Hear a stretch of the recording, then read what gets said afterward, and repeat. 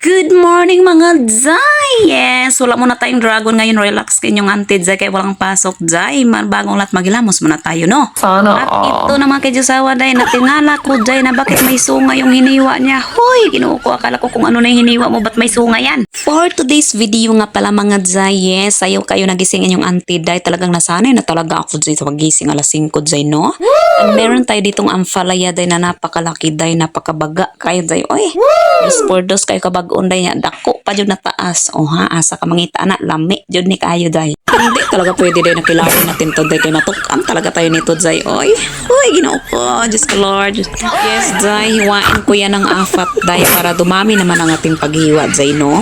Ang galang ko mga talaga to siya ng buto day kay lisod po katong iapil ang buto day mo samot na dyan tagkatuan ani, no? In fairness day, karong adlaw wala taga ano hinloon day kay gitipok na dyan daw gahapon day, mga labhunon, mga pilunon, mga sikigon, mga hugason, mga unsa pa na diha. Sana Mantok tanggal og buto day, so ato na nanghiwa og pinatunga. Kaya aron laging daghan kay daghan ta diri day arong maangay jud.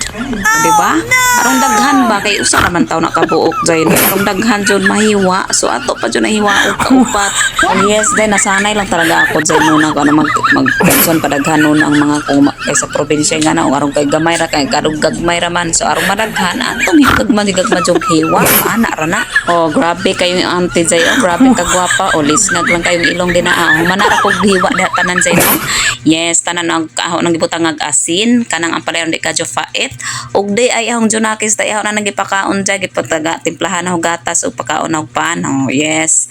Kay arong di jud mahimong dragon pod kay lisod na siya maganggut man day kay magwala. Oh, magliwat ga Diyos, giliwatan. Siyempre, day, ato na ning igisa ning atong mga panakits. Yes, para magkain na tayo ng pamahaw ba? Yes, igisa muna natin yan. Luluin muna natin yung mga bawang, sibuyas, saka ano, no, kamatis. Wow. And yes, day, may gulay pa pala ako natira kahapon. So, ihalo natin to, no? Oh, ha, okay na na, bahala. Ihalo natin, haluan pa natin ng itlog. Total, maghalo-halo naman yan doon sa ating tiyan. Yes, no?